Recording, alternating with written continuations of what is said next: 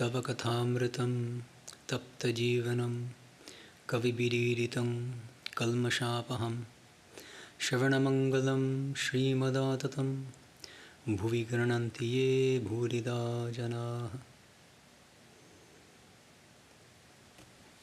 Good evening, everyone. Welcome to our 6th class on the Gospel of Sri Ramakrishna. In the previous classes, we discussed up to M's second visit to Sri Ramakrishna. Today, we'll be beginning to discuss his third visit to Sri Ramakrishna. I'll be following the same format of reading Nikhilanandaji's translation and then also reading the original Bengali and pointing out some discrepancies where I think it's significant. So the discrepancies begin from the very beginning, unfortunately. So in the original Bengali, a new chapter starts here. And the new chapter it's Shashta Parichhed, which means the 6th chapter. The title of the chapter is Tritiyo Darshan in Bengali, which means M's third visit. So it's actually framed that way. Whereas in the English, there's just a gap there's an indentation of one line and then it just starts. It doesn't indicate that it's a new chapter. More significantly, there's another one of M's beautiful epigraphs. We talked about the epigraphs to previous chapters, which are also omitted by Nikhilanandaji. This one, it's a very nice epigraph and very significant. Let me read it to you. It's Chapter 6, Shloka 29 of the Bhagavad Gita. Sarva bhutastamatmanam, sarva bhutani chatmani, ikshate yoga yuktatma sarvatra samadarshanaha. The yogi is one who sees all beings in the self and who sees the self in all beings. That person is equal-sided, sees the sameness, the same divine everywhere and in everything. Why is it significant? Notice, for M, the way he originally wrote it, he was highly educated and he had a very literary sensibility. And so this is a narration. And it's very significant that he breaks the chapter. He starts a new chapter here. It's his third visit. How does he capture the essence of that third visit? What does he learn from it? It's captured in this epigraph in the Bhagavad Gita, from the Bhagavad Gita. That there's nothing but God everywhere. We'll see that that's extremely important in the course of our discussion of the chapter. So let's begin with Nikhilanandaji's translation. It was Sunday afternoon when M came on his third visit to the Master. Another omission is that in the Bengali, the date is mentioned. Not the exact date, but March 1882. That's not mentioned in Nikhilanandaji's translation. Another thing which is missing is that in the original Bengali it says Nepal Babu Shunge, which means Master came with somebody. Nepal Babu, it's the name of his friend or somebody, whoever was accompanying him. That's also omitted for some reason. Okay. It was Sunday afternoon when M came on his third visit to the Master. He had been profoundly impressed by his first 2 visits to this wonderful man. He had been thinking of the Master constantly, and of the utterly simple way he explained the deep truths of the spiritual life. Never before had he met such a man. Let me read the Bangla. Master tokhon Borao Nogore Bhoginir barite chilen. First major difference is Nikhilanandaji omits this entire first sentence. What is the first sentence saying? It's saying that M was at that time staying in Boranagar with his sister. Small little historical details which are significant, and I don't see any reason why he dropped these facts. But anyway, let me continue. Thakur Sri Ramakrishna ke darshan kora obdi sarbokkon tari chinta. সর্বদাই যেন সেই আনন্দময় মূর্তি দেখিতেছেন ও তাহার সেই অমৃতময় কথা শুনিতেছেন। ভাবিতে লাগিলেন, এই দরিদ্র ব্রাহ্মণ কী রূপে এইসব গভীর তত্ত্ব অনুসন্ধান করিলেন ও জানিলেন, আর এত সহজে এই সকল কথা বুঝাইতে তিনি এই পর্যন্ত কাকেও কখনো দেখেন নাই। কখন তাঁর কাছে যাইবেন ও আবার তাঁকে দর্শন করিবেন, এই কথা রাত্র দিন ভাবিতেছেন। What's beautiful about the Bangla here, it's in much greater detail actually than what's conveyed in the English. Nikhilanandaji in one sentence says he had been thinking of the Master constantly. But in the original Bengali, It's a very beautiful description of his inner state of intense longing to see Sri Ramakrishna. Shorbodai jeno she anandamoy murti dekhidechen. It's almost a kind of spiritual experience. He's saying, it's as if I'm constantly seeing that blissful vision of Sri Ramakrishna. That's literally what he's saying. O tahar she amrutamoy kotha shuniten. And even when he's away from Sri Ramakrishna, he's hearing nothing but the nectarine words of Sri Ramakrishna. It's a kind of, Sri Ramakrishna, later you'll see in the Gospel, he mentions the example of a peacock. Once it tastes opium, gets a taste of opium, it always wants to come back at the same time to get opium on subsequent days. So it's like that. M is just absolutely overwhelmed with love for Sri Ramakrishna from the very beginning. That's what's, I think, missing a little bit from Nikhilanandaji's translation. Okay, let's continue. Sri Ramakrishna was sitting on the small couch. The room was filled with devotees who had taken advantage of the holiday to come to see the master. M had not yet become acquainted with any of them, so he took his seat in a corner. The master smiled as he talked with the devotees. Here I'm not going to read the Bengali because it's not that significant. Then, a very significant next paragraph. Sri Ramakrishna addressed his words particularly to a young man of 19 named Mahendranath, the future Swami Vivekananda, who was a college student and frequented the Shadaran Brahmo Samaj. His eyes were bright, his words were full of spirit, and he had the look of a lover of God. It's a very interesting paragraph. This is M's description. একটি ঊনবিংশতি বর্ষ বয়স্ক ছোকরাকে উদ্দেশ করিয়া ও তাহার দিকে তাকাইয়া ঠাকুর যেন কত আনন্দিত হইয়া অনেক কথা বলিতেছিলেন। ছেলেটির নাম নরেন্দ্র, কলেজে পড়েন ও সাধারণ ব্রাহ্ম সমাজে যাতায়াত করেন। In the last sentence, কথাগুলি তেজঃ পরিপূর্ণ, চক্ষু দুটি উজ্জ্বল, ভক্তের চেহারা. I want to emphasize, so this is his first encounter with Swami Vivekananda, the future Swami Vivekananda, Mahendranath. He's describing how he looks, how he's behaving, and the last description is very important.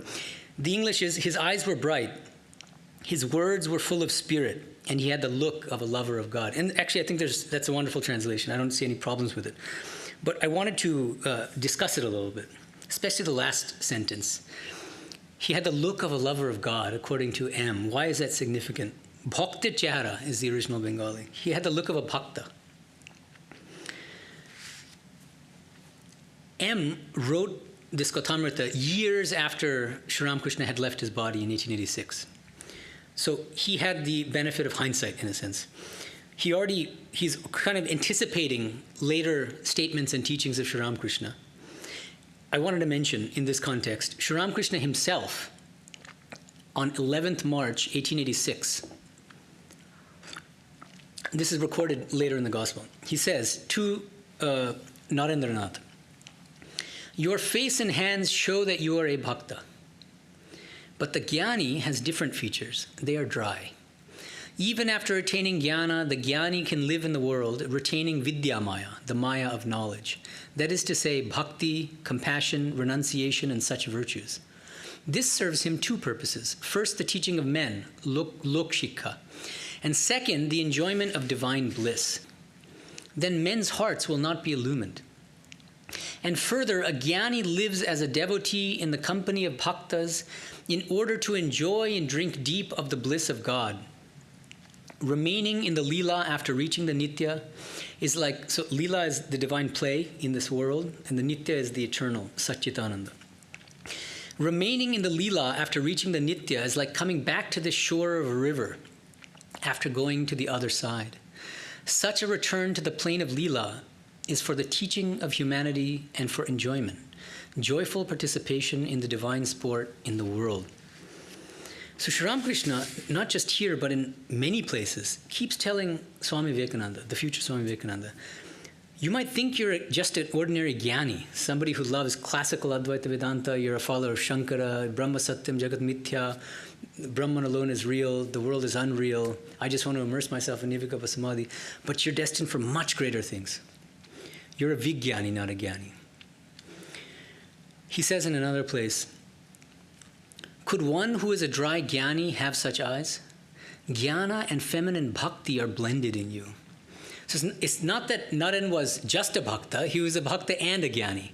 That's exactly the definition of a vijnani, because the vijnani is somebody who, according to Sri Ramakrishna, first attains jnana, meaning the knowledge of non-dual pure consciousness, the knowledge of Brahman, then comes back to this world and also realizes that Shakti is inseparable from Brahman and that this world is nothing but a real manifestation of Shakti.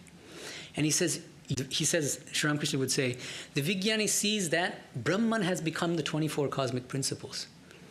And he's saying, you're a vijnani, not just a jnani. You're here not because of your karma, because you have no karma to exhaust. You're already perfected. You're nitya mukta, eternally liberated. You're here to help humanity. How can you help humanity if you're immersed in samadhi all the time? So be a vijnani, not just a jnani. Now, why do I say all this? Because among many devotees, and even among some monks I've seen in our order, there is a prevailing assumption that Sri Ramakrishna groomed Swami, the future Swami Vivekananda, to be a follower of Shankara. That he taught him classical Advaita Vedanta. And what evidence do they point to? For instance, that he taught him the text Ashtavakra Samhita. He owned a couple books. One of them was a Bible. Another one was Ashtavakra Samhita. Another one was a compilation of different scriptural teachings by Bipin Bihari Ghoshal. Mukti Otaha Shadhan. So he had a few books. One of them was Ashtavakra Samhita. He didn't share it with most people, 99% of the people who came to him, but he asked Mahendranath to read it out loud. So he taught him Advaita. There's no doubt, you can't deny that. But what I claim, and I discuss and try to justify this in great detail in chapter 1 of my book, Swami Vivekananda's Vedanta Cosmopolitanism, is that Sri Ramakrishna actually groomed Mahendranath in 2 phases. And I think most people neglect the second phase. The first phase I characterize as from 1878 to 1884. This is mentioned actually here in M's description. Naren was then regularly attending a Brahmo Samaj group, the Shadharan Brahmo Samaj, Shivnath Shastri's group. Not Keshav Shen's, but Shivnath Shastri. There are many different sects within the Brahmo Samaj. So in this first phase, Sri Ramakrishna is shifting Naren away from the rational monotheism of the Brahmo Samaj to classical Advaita Vedanta. It's in this phase, between 1882 and 1884, that he has Naren read out loud from Ashtavakra Samhita, that he touches him and he goes into Nirvikalpa Samadhi, all these things. But his training doesn't end there, it doesn't stop there. Between 1884 and 1886, so the last 2.5 years of his training under Sri Ramakrishna, Sri Ramakrishna grooms him further, and he urges him to move away from the classical Advaita Vedantic paradigm, which is Brahma Satyam Jagat Mithya, Brahman alone is real, this world is unreal, ultimately non-existent, to, we can call it different things. I call it integral Advaita, or from Sri Ramakrishna's, using Sri Ramakrishna's language, Vijnana Vedanta. But he made Swami Vivekananda move away from this world-negating kind of Advaita philosophy to a world-embracing and life-affirming Advaita philosophy. And all of these comments to Naren about how, don't think you're just a jnani, you're a bhakta, and in you clearly have the eyes of a bhakta, not of a jnani, of a dry jnani. Why is he saying this again and again?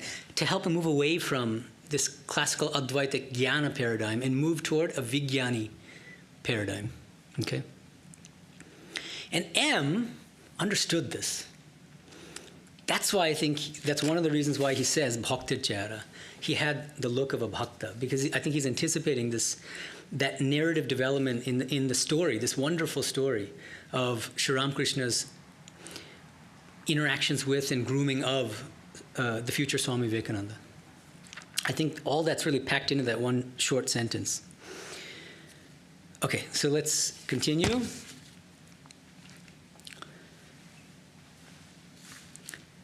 M guessed, because he just walked into the room, M guessed that the conversation was about worldly men who look down on those who aspire to spiritual things. The master was talking about the great number of such people in the world and about how to deal with them. I have to read the Bengali here because there's there's a nuance here which I want to emphasize. Master অনুমানে বুঝিলেন যে কথাটি বিষয় আসক্ত সংসারী ব্যক্তির সম্বন্ধে হইতেছিল, যারা কেবল ঈশ্বর ঈশ্বর করে, ধর্ম ধর্ম করে, তাদের ওই সকল ব্যক্তিরা নিন্দা করে। আর সংসারে কত দুষ্ট লোক আছে, তাদের সঙ্গে কীরূপ ব্যবহার করা উচিত, এসব কথা হইতেছে। Now, the thing I want to bring your attention to, I'll remind you of Nikhilanji's translation. First sentence, M guessed that the conversation was about worldly men. Okay. This is Bishoy Ashokta Shangshari Bhakti. Fine. Basically, people in samsara who are addicted to sense pleasures, worldly men, that's fine. Who look down on those who aspire to spiritual things, that's also okay, more or less. But the next sentence, in Nikhilanji's translation, the master was talking about the great number of such people in the world. Such people means those people referred to in the previous sentence, which means those worldly men, presumably. That's not actually what the Bengali says, so I want to bring your attention to that. Let me read it again. And then I'll explain it in English, obviously. So that last sentence is, in the original Bengali, আর সংসারে কত দুষ্ট লোক আছে, তাদের সঙ্গে কিরূপ ব্যবহার করা উচিত, এসব কথা হইতেছে. Actually, what M is saying is that it's not those worldly people who look down on spiritual people, but a separate category within worldly people, which is especially bad, which he calls dushtolok in Bengali, which means bad people. Naughty is not the right word. Bad people, evil people. It's a subcategory. It's not all worldly men.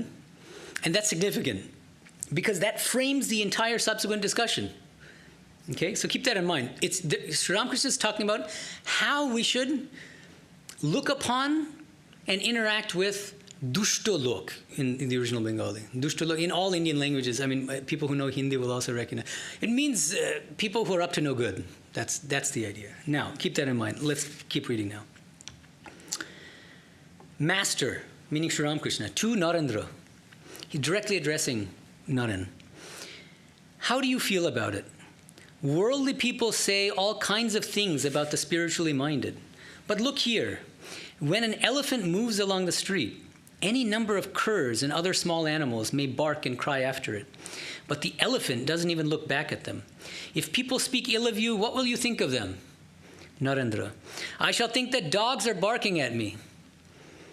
Master, smiling, oh no, you mustn't go that far, my child. Laughter. God dwells in all beings, but you may be intimate only with good people. You must keep away from the evil-minded. God is even in the tiger, but you cannot embrace the tiger on that account. Laughter. You may say, why run away from a tiger, which is also a manifestation of God? The answer to that is, those who tell you to run away are also manifestations of God. And why shouldn't you listen to them? It's extremely profound. So, first of all, very minor issue, but I think it's a little cute, if nothing else. Naren, in his... let me read the Bangla. So, Sri Ramakrishna, Narendra Prati. Narendra, তুই কি বলিস? সংসারী লোকেরা কত কি বলে, কিন্তু দেখো হাতি যখন চলে যায় পেছনে কত জানোয়ার কত রকম চিৎকার করে, কিন্তু হাতি ফিরেও চায় না। তোকে যদি কেউ নিন্দা করে তুই কি মনে করবি? Narendra, so now this is Narendra's response. I shall think that dogs are barking at me. আমি মনে করব কুকুর ঘেউ ঘেউ করছে. So in Bengali, instead of roof roof, it's ঘেউ ঘেউ. That's all. That's what I'm saying is cute. Okay, just a little detail. ঘেউ ঘেউ. Sri Ramakrishna, smiling. I'll read the Bangla. না রে অত দূর নয় সকলের হাসি. Oh, by the way, this is important. Not very important, but Nikhilanji writes laughter in parentheses at certain places. Actually, the Bengali phrase is shokoler hasho. Everybody laughs. Everybody laughs. And one really striking thing about the gospel is it's full of laughter, full of merriment. Sri Ramakrishna is constantly cracking jokes. What kind of spiritual master is this? I mean, I've read so much spiritual literature, but I've never seen anybody as funny as him. So that's also significant. All this, always laughter and joy. Now, and the other thing, look at how deftly Sri Ramakrishna moves from just a kind of a simple question. Oh, Naren, what will you do if somebody criticizes you for engaging in spiritual practices? And how he so beautifully. First of all, in a very light way. You mustn't go that far. Don't go that far, saying that, calling people dogs barking after you. And then giving a very profound philosophical lesson on that basis, which he continued. We'll see it shortly. But I wanted to focus on this last bit. So, God dwells in all beings. Remember, link it to the epigraph. Why did M give the epigraph from Gita, chapter 6, verse 29? Because that's exactly what he's talking about. That's the entire theme, the keynote of his third visit. Is that Sri Ramakrishna's main teaching is that you should recognize that God is in all beings, including the wicked.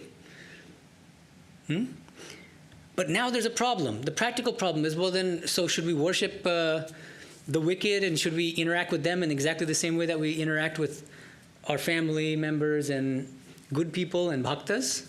No. Okay? So what does Sri Ramakrishna say? You may say, why run away from a tiger, which is also a manifestation of God? The answer to that is, those who tell you to run away are also manifestations of God, and why shouldn't you listen to them? So if God is in everyone and in everything, and yes, you're right, that God is in the tiger, but God is also in the person saying, get out of the way, the tiger's going to eat you if you don't run away. Why listen to why look at the tiger as God but not think of the other people who are also God, equally God? This reminds me of a very popular story often told by Christian followers of Christianity. It goes by different names, but one of the standard names is, it's the Christian parable of two boats and a helicopter. I think many of you probably know it, but I'll just repeat it. This is one version of it that comes from Psychology Today. This is the parable. A storm descends on a small town, and the downpour soon turns into a flood. As the waters rise, the local preacher kneels in prayer on the church porch surrounded by water. By and by, one of the townsfolk comes up the street in a canoe. Better get in, preacher, the waters are rising fast. No, says the preacher, I have faith in the Lord. He will save me. God will save me. I'll wait for the Lord.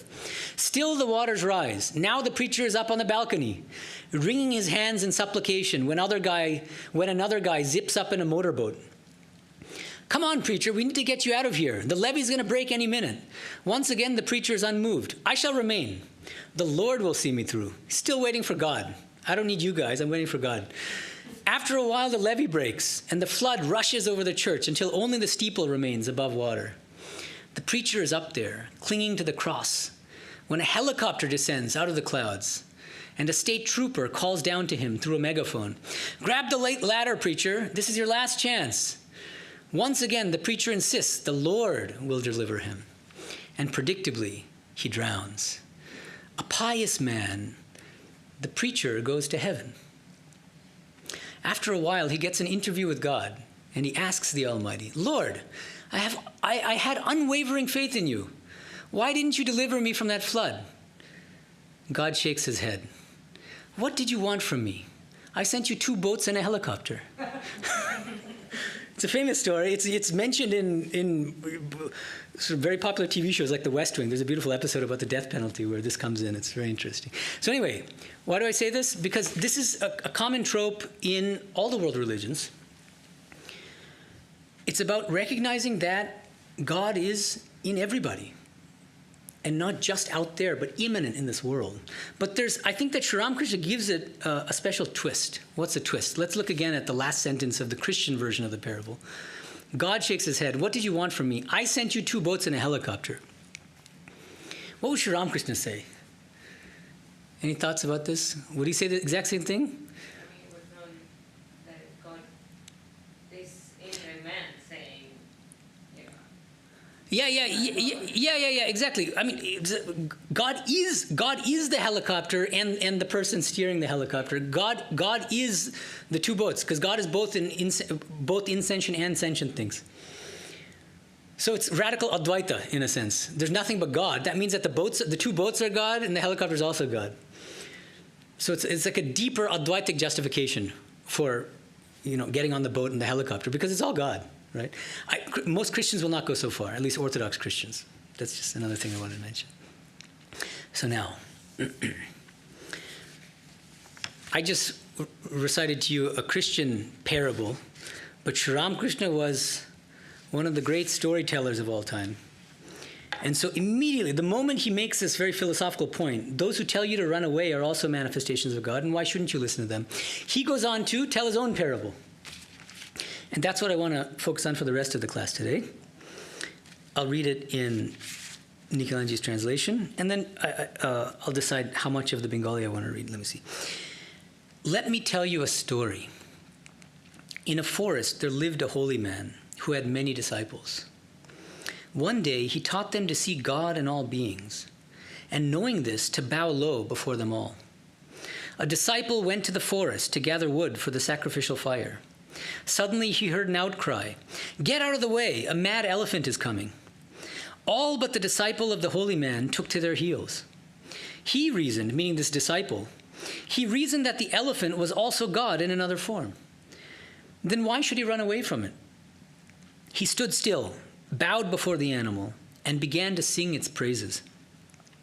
The Mahout of the elephant, the one riding the elephant, was shouting, "Run away," but the disciple didn't move. The animal seized him with its trunk, cast him to one side, and went on its way. Hurt and bruised, the disciple lay unconscious on the ground. Hearing what had happened, his teacher, meaning his guru, and his brother disciples came to him and carried him to the hermitage. With the help of some medicine, he soon regained consciousness. Someone asked him, "You knew the elephant was coming. Why didn't you leave the place?" But he said, "Our teacher has told us that God himself has taken all these forms, of animals as well as men. Therefore, thinking it was only the elephant God that was coming, I didn't run away." At this, the teacher said, "Yes, my child, it is true that the elephant God was coming. But the Mahout God forbade you to stay there. Since all are manifestations of God, why didn't you trust the Mahout's words? You should have heeded the words of the Mahout God." Everybody laughs.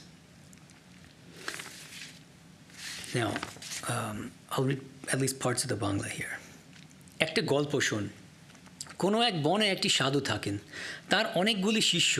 তিনি একদিন শিষ্যদের উপদেশ দিলেন যে সর্বভূতে নারায়ণ আছেন, এইটি জেনে সকলকে নমস্কার করবে। একদিন একটি শিষ্য হোমের জন্য কাঠ আনতে বনে গিয়েছিল। এমন সময় একটা রব উঠল, "কে কোথায় আছো পালাও, একটা পাগলা হাতি যাচ্ছে।" সবাই পালিয়ে গেল, কিন্তু শিষ্যটি পালালো না। সে জানে যে হাতিও যে নারায়ণ, তবে কেন পালাবো? এই বলে দাঁড়িয়ে রইল, নমস্কার করে স্তবস্তুতি করতে লাগলো। এদিকে মাহুত চেঁচিয়ে বলছে, "পালাও পালাও।" শিষ্যটি তবুও নড়ল না। শেষে হাতিটা শুরু করে তুলে নিয়ে তাকে এক ধারে ছুঁড়ে ফেলে দিয়ে চলে গেল। শিষ্য ক্ষতবিক্ষত হয়ে ও অচৈতন্য হয়ে পড়ে রইল। Okay, so I'll stop there. I mean, there's a little bit more, but there aren't major discrepancies here, but I think that there's almost endless depth in this story, and I want to begin to mine some of that depth. And I want to begin by quoting something that Swami Vivekananda said. This is quoted in the Leela Prasanga, Swami Sharadanandaji's biography of Sri Ramakrishna. Swami Vivekananda is speaking to his friend Haramohan Mitra. Vivekananda says, one can write shelves of philosophical books based on any one of Sri Ramakrishna's teachings. Jhuri jhuri darshan grantho lekha jay. I like this statement so much that I used it as the epigraph to my previous book, the introduction to my previous book, Infinite Past, Infinite Reality, because that's a book, a philosophical study of Sri Ramakrishna. So I start with that, saying that Swami Vivekananda is one of the few people who recognized the philosophical depth of Sri Ramakrishna's teachings, that you could write many books based on any one of his teachings. Then the story continues, according to Sharadanandaji. The friend, meaning Haramohan Mitra, the friend was surprised to hear it and said, "Is that so? We, however, do not find so deep a meaning in his words.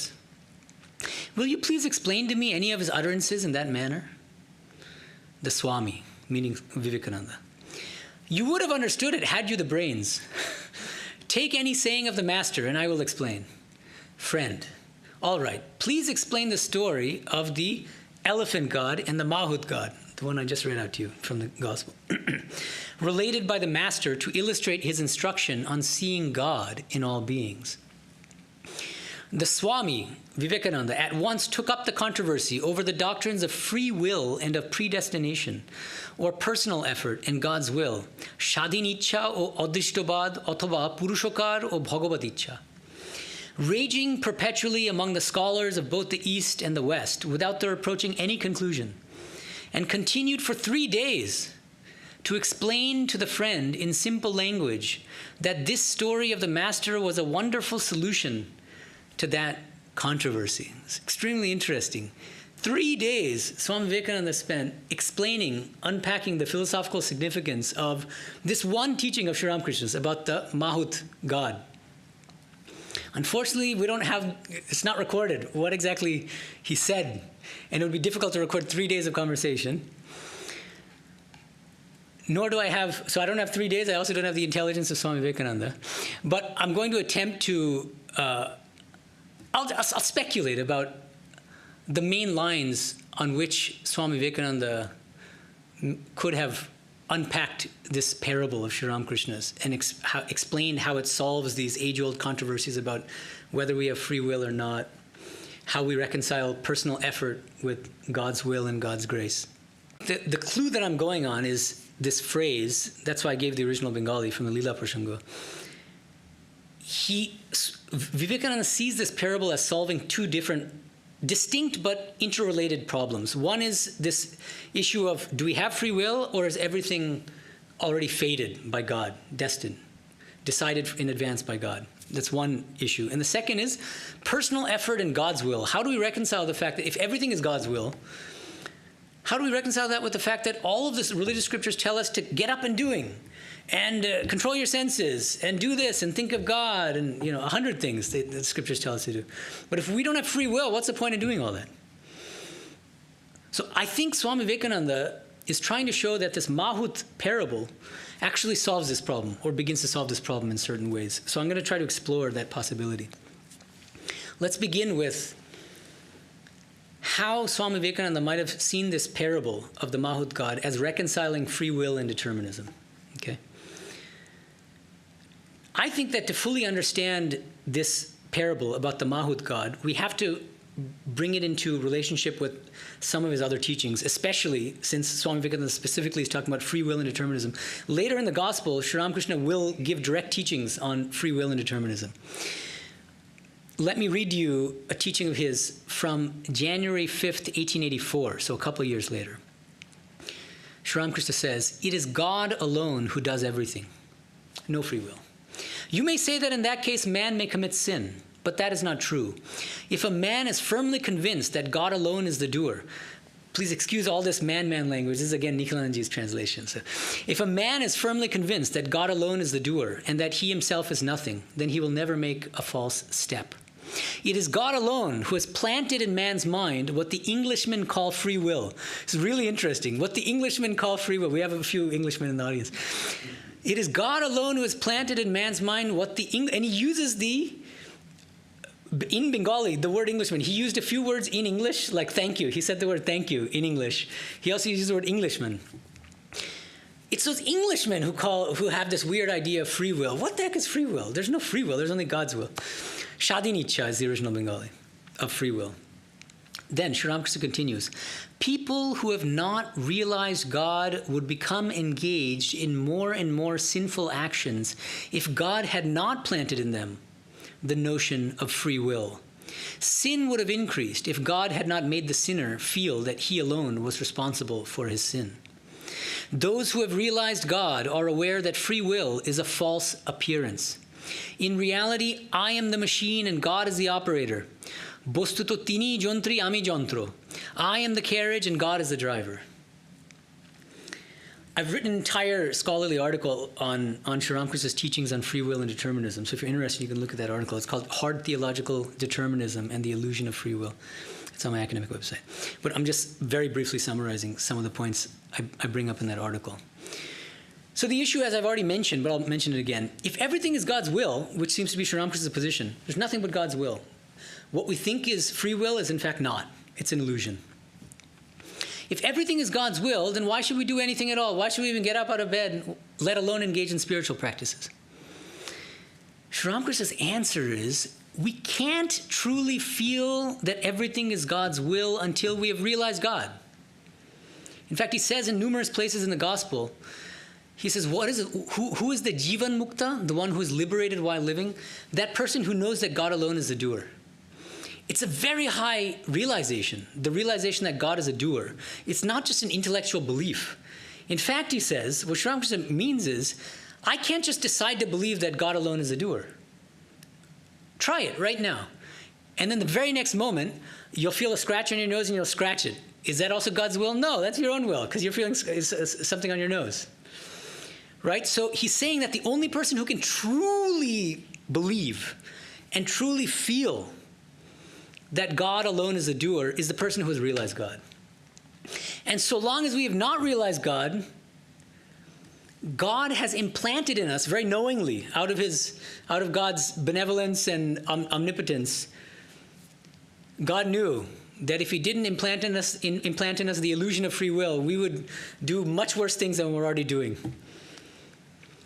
So that's the idea, is that so long as we've not realized God, we can't help but think that we are free, and therefore morally responsible for our actions.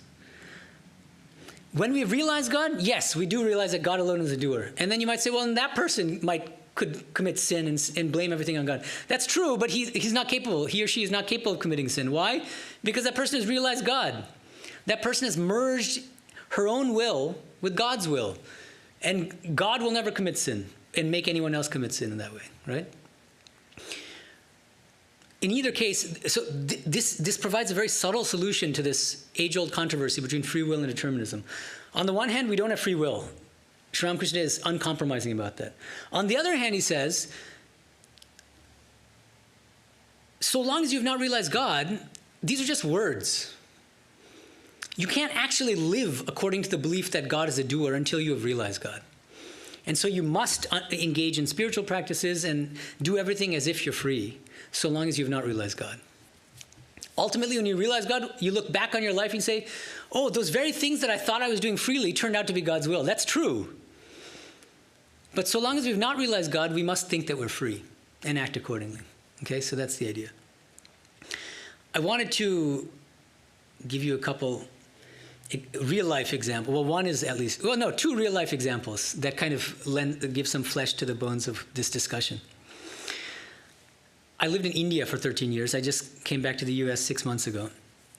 I was at the university, and there was a monk at the university, I'm not going to name any names here,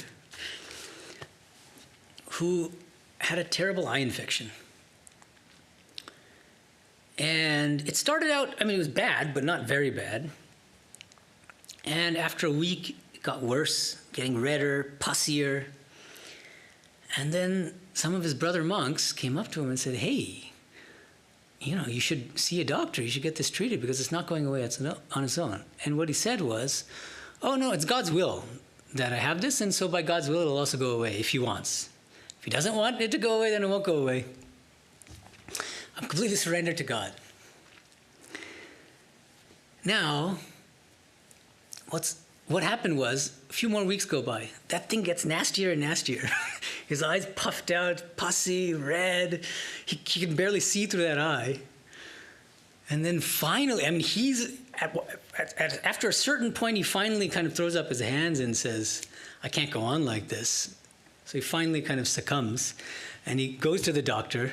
The doctor says, oh, it's just an ordinary infection. Take this medicine, in 3 days it'll go away. He took the medicine and it went away. What's the moral of the story? Exactly the same moral as the one that we read here. The idea is that, what about all these people coming to you and worrying about you and saying, hey, you should get that checked out. You can't just ignore it. Aren't they also God? Aren't they also different forms of Narayana? So that's one example. Another one, another thing I wanted to, this is an interesting question. Mahout-Narayan. What exactly is Mahout-Narayan? What does that correspond to? Of course, it corresponds to different people. Remember in the Christian parable, it's the person driving the helicopter, the people driving the boat who are coming to rescue the priest. In the Mahout-Narayan example, it's the Mahout-Narayan, the person riding the elephant, right? But can the Mahout-Narayan also signify things other than other people? I think that's an interesting question. And I would say yes. I think it can also be books, for instance, including religious scriptures. What do I mean by that? Let me give you another couple stories.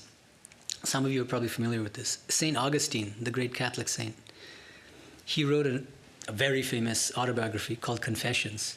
And he was like the Girish Ghosh of Christianity. Have any of you read Confessions? No? Oh, it's a wonderful book, really interesting. And he is a total lecher and frequents prostitutes and does all the sins under the sun, exactly like Girish Ghosh. And then, let me read to you a description. So, sometime in the year 386, Augustine and his friend Alypius were spending time in Milan, Italy. While outdoors, Augustine heard the voice of a child singing a song, the words of which were, "Pick it up and read it, pick it up and read it."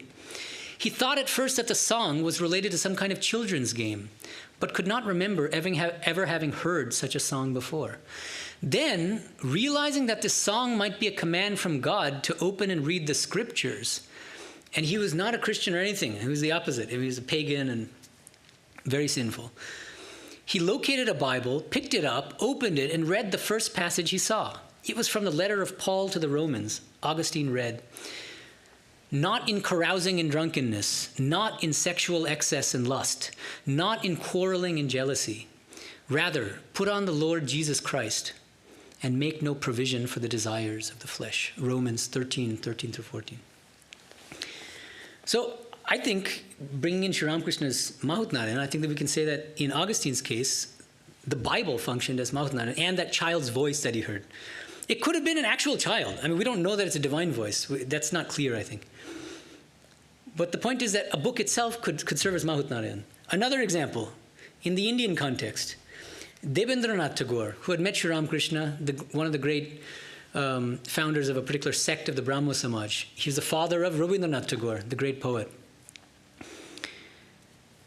He also wrote an autobiography where he talks about this. And this is a description. One day in a state of extreme misery, while pacing up and down, Devendra Tagore noticed a stray leaf of a book flying past him. He's just walking and he sees this little kind of piece of paper, scrap of paper.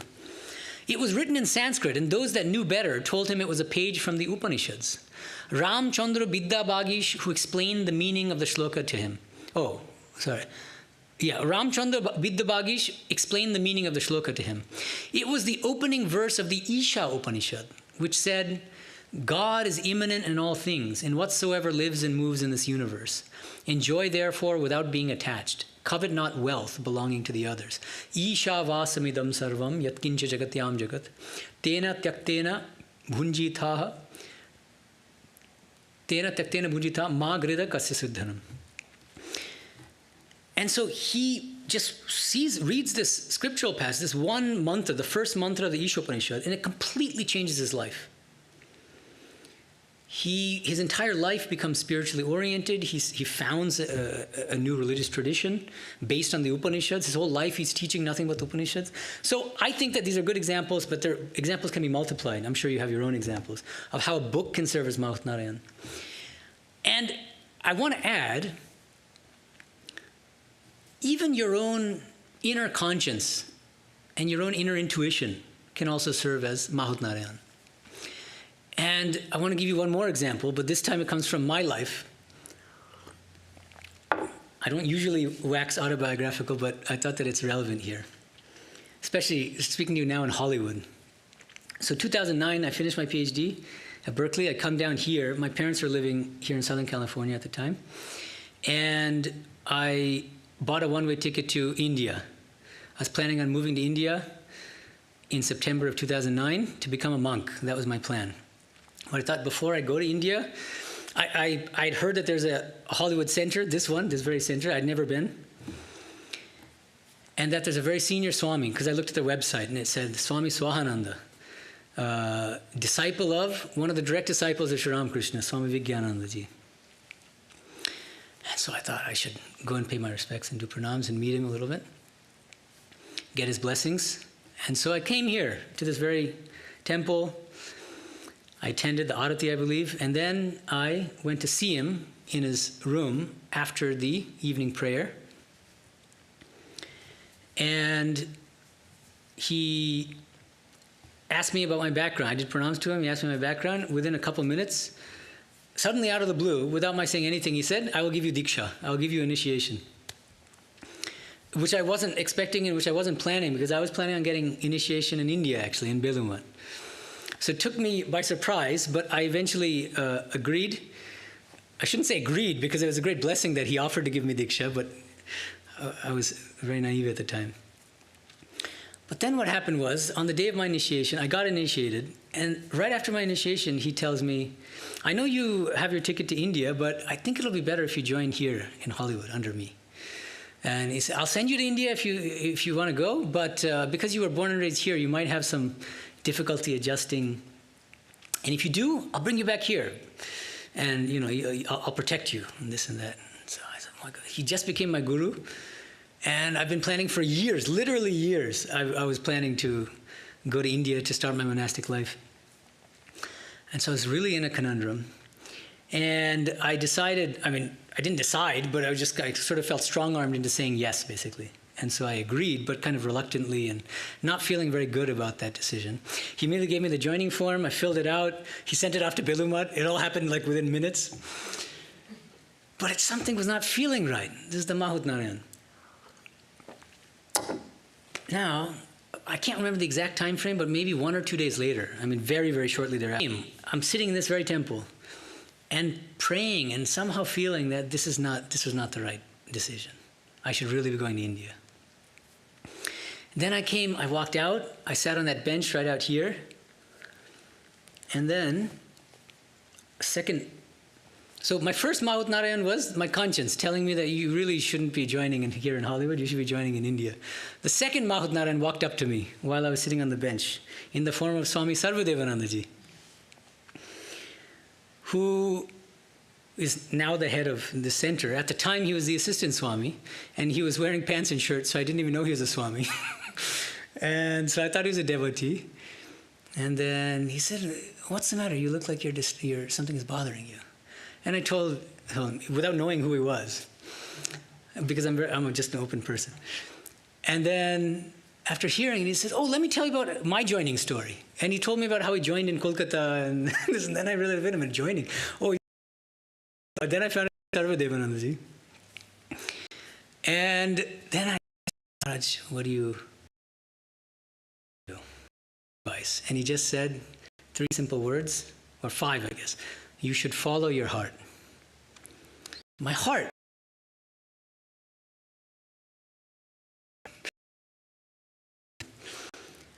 And so I followed my heart. I went back to Swanandaji and I said, Maharaj, I appreciate that you want me to join here, but I really feel like for my spiritual life if I join in India. I like your blessings. And he supported. I told him I was in India before joining the order. And he wrote a letter to all Swamis in India. Please allow Brahmachari Ayan to remain in ashrama for up to 3 nights. And I carried that letter with me as I went, and it kind of opened all the doors to me. I was doing my pilgrimage before I joined. So in any case, I feel like this is an example, and I'm sure you have examples from your own life of when within is something is you that something's not right, that you need a course correction. But then there's this question, right? One question is, well, before I get into the question,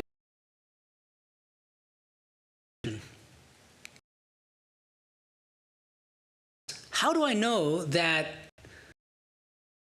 what I'm calling my conscience or the inner voice or my intuition is not just the ego in disguise? Because in a certain sense, I'm disobeying my guru. He wants me to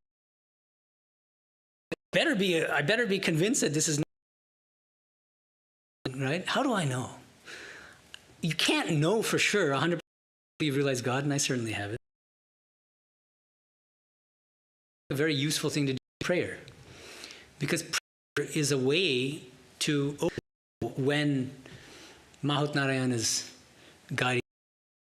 But that doesn't mean that you should revert to sort of, let me wait for God himself or God herself to come and appear before me and give me a vision and tell me. There's a middle ground. Be open to God in many forms. In the form of people, in the form of books, in the form of...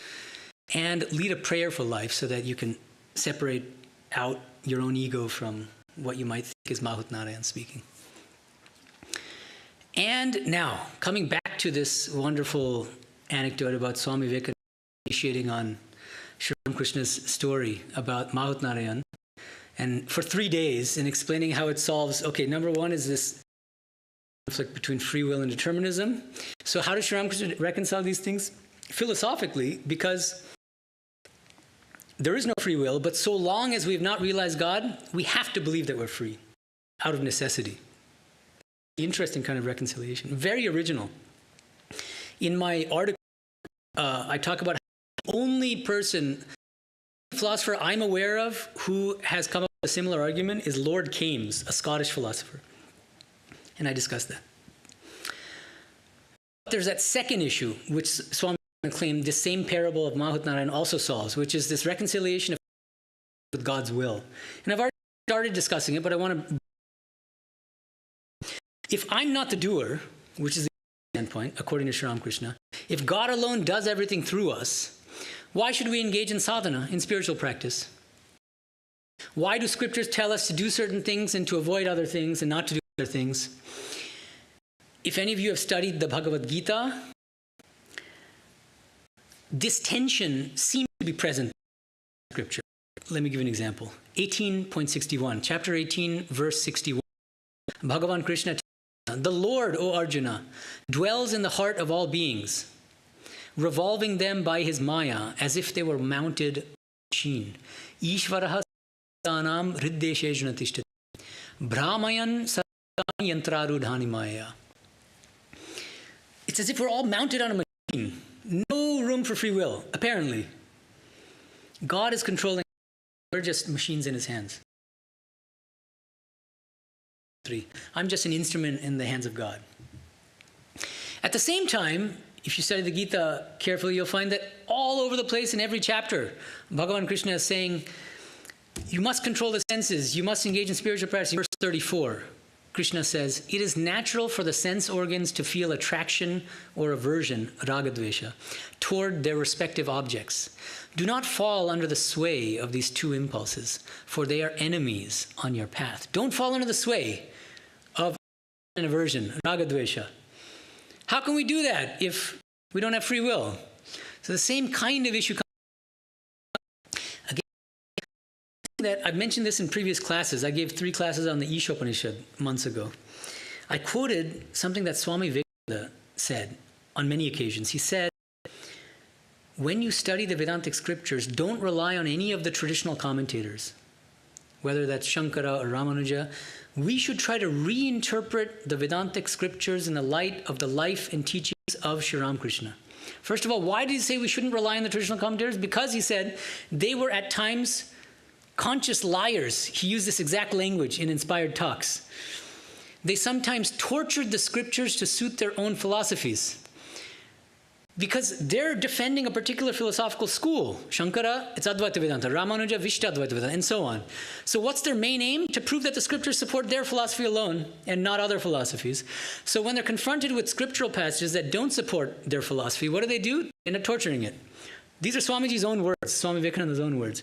Now coming back here, I think that if we bring in Sri Ramakrishna on Mahout-Narayan, on free will and determinism, it can help us reconcile conflicting passages in the Bhagavad Gita. On the one hand, 18.61, which says that we have absolutely no free will, we're as if mounted on a machine operated by God.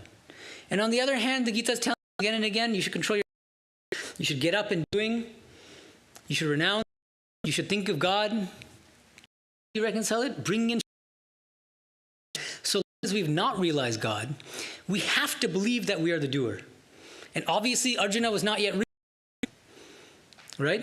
So Bhagavan Krishna is addressing somebody who has not yet realized God, and therefore speaking from his standpoint. So assume that you do have free will.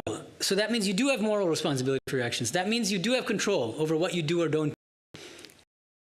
And so long as you believe, you must engage in spiritual practice. Right? But at the culmination, Arjuna actually realizes God. Realizes God is a doer and was the doer all along. But there's no problem in these two standards. Realize God or you haven't realized God. It's all or nothing. There's no. And many people might think that, in fact, in one place in the Gospel, later in the Gospel, devotee quotes a statement from the Mahabharata, which says basically, it's somebody who wants to justify his sinful behavior. You're doing everything through me. I'm not in charge. You're all the evil things I'm doing, you're actually doing through me. And Sri Ram, you can't, if you really believe that God is a doer, you cannot commit sin. Why? Because only the person who has realized God can really internalize that belief that God is a doer. And once you've realized God, you're not capable of committing sin. Okay? Let me finish very quickly. There's one paragraph to kind of finish off this whole discussion. Sri Ramakrishna says, "It is said in the scriptures that water is a form of God. But some water is fit to be used for worship, some water for washing the face, and some only for washing plates or dirty linen. This last sort cannot be used for drinking or for a holy purpose. In like manner, God undoubtedly dwells in the hearts of holy and unholy, righteous and unrighteous. But a man should not have dealings with the unholy, the wicked, the impure. He must not be intimate with them. With some of them he may exchange words, but with others he shouldn't go even that far. He should keep aloof from such people." Let me read the Bengali. Shastre ache Mahout-Narayana. Kono jol thakur sebai chole, abar kono jol achano, বাসন মাজা, কাপড় কাচা কেবল চলে, খাওয়া বা ঠাকুর সেবা চলে না। তেমনি সাধু, অসাধু, ভক্ত, অভক্ত সকলেরই হৃদয়ে নারায়ণ আছেন। কিন্তু অভক্ত, দুষ্ট লোকের সঙ্গে ব্যবহার চলে না, মাখামাখি চলে না। কারো সঙ্গে কেবল মুখের আলাপ পর্যন্ত চলে, আবার কারো সঙ্গে তাও চলে না। ওইরূপ লোকের কাছ থেকে তফাৎ থাকতে হয়। So very small, I think, more, I mean, not very significant, but I think maybe just worth mentioning briefly. He's in the English, it's some water is fit to be used for worship, some water for washing the face. But this is an Indian context, and it's actually, the Bangla is kono jol achano, which means after eating a meal, in most parts of India, they water in their mouth and they, they spit it out to clean their mouth. So it's actually washing the mouth with water after eating a meal is really what achano means. That's not washing the face, but he's thought for a Western audience, it's going to be hard to explain. I have to add another footnote, and so that's one thing. The other small thing is when in the translation, Sri Ramakrishna says, "A man should not have dealings with the unholy, the wicked, the impure." Actually, the words are Ashadhu, asadhu. I mean, I'm a sadhu, ashadhu. It doesn't mean anybody who's not a sadhu. That would be weird. Don't mix with anybody who's not a monk. I don't know how. Yeah, no, that's not what. But sadhu has a broader meaning. So in this context, ashadhu would mean anybody who's doing unholy things, who's engaged in sinful activity. Then abhakta. Bhakta, I think most of you know, devotee. Means that he or she who is not a devotee. But this Nikhilanji translates as the impure, and this is not, I mean, I think that he could have translated differently and probably it means those who are devotees. Why is it relevant? Ramakrishna, you'll find in other places later in the gospel that even people who are very evolved, these bhaktas like Nitya Gopal, he was often in states of bhava, of spiritual ecstasy. Sri Ramakrishna would say, don't associate too much with this person or that person. In fact, in that case, actually, this is not the best example, sorry, because he was saying don't associate with she was a devotee, a female devotee. But he said, because a woman and you still haven't realized God, it's better not to take that risk. Even he would sometimes tell people who'd come to him, devotees who would come to him, don't associate too much with worldly-minded people, because it'll drag you down. Because you're still a sapling, and a sapling needs a fence. So I think that impure, of course, it goes without saying that you shouldn't, right? But even people who are not bad in any way, but just are not on the same spiritual wavelength as you, don't associate too, don't look down on them. Never look down on anyone, in fact. That was his to not. Don't think of people as curs, because they're all God, actually, in different forms. Pray to them and bow to them from a distance. But don't associate too much with them. That's the idea. Because otherwise it'll pull down your own, it'll diminish your own spiritual fervor. Okay? All right, so that was a lot. So now I'd like to open it up for questions. Do we have a mic in case? Yeah, so any questions about anything I said today? Or Sri Ramakrishna's teachings? Yeah, please. Can you just give her the mic first, 1 second. Thank you so much for the lecture. And my question is, you mentioned about the inner guidance, the inner intuition. You mentioned the inner voice and the discern. So my question is two-part. One is, when you are going through the turmoil or the storms of life, how do you discern that it's not my survival voice? Yeah. Or like the voice of something like, for example, in your case, you had not experienced India, right? So it was this unknown, fascinating new path that was a desire. And this was something which you already knew. I mean, it was beautiful that you chose what your heart was calling. Well, I had visited India about 10 times before, but visiting relatives. But I guess just... No, I'm asking, Yeah. like, for example, for myself, like a lot of times, the unknown is something that I do want to... has a kind of allure, right? Allure, yeah, exactly. The allure of like the unknown. And then like the real intuitive voice or the feeling of like what's right, the navigation gets lost. So how do you discern in that? Yeah, that's a good question. So, I mean, as in the class, but and that's why I think that at least one part of the answer is prayer. Prayer that helps you. Prayer is not, come and just tell you whether your intuition is right or wrong. But that's not, most of us are, God, we're not in direct communication with God, right? But the next best is prayer, and I think that's available to all of us. I'm real longing, not mechanically or formulaically. Do I have regrets about not having joy? No, I have no regrets at all. In fact, I think that it was one of the best decisions of my life. Thank God, and thank my guru for blessing me. It was a wonderful experience, and it's something that I feel like I couldn't have gotten anywhere. And ironically, the play or grace of the guru, I'm back in Hollywood to join. But it's also good. But of course, now than I was 13 years ago. No, that's beautiful. Yeah. I was exactly asking the process that's what you do, that gut. Yeah, prayer is part of the answer. The rascal ego and the I of the devotee. And the deeper you go with spiritual practice, the easier it is for you to distinguish between these two kinds of I. You can catch back into the rascal. And then there's, doesn't mean that it'll disappear. It won't disappear completely until you realize God, because that's relevant to the path. No, it was beautiful. And what would you call as like the discernment of acting with people? As you mentioned, like store, like your company, keeping that clear. How do you discern what's serving you and what's not serving you? How would you describe that? Because you mentioned something related to keep your company clear, right? Yeah, I mean, there are concrete things you can do. I mean, first of all, another thing that's very important in spiritual life is brutal honesty with yourself. And Holy Mother used to say, at the end of a long day, before you go to bed, look back on what you did throughout the day. What did you do that was good? What did you do that was bad? What did you think that was good? What did you think that was bad?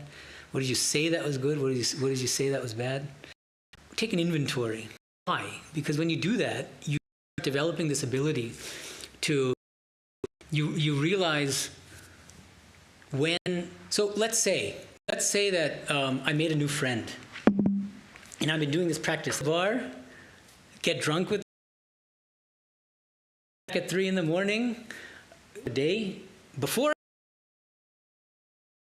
room by 10 p.m. to Paul.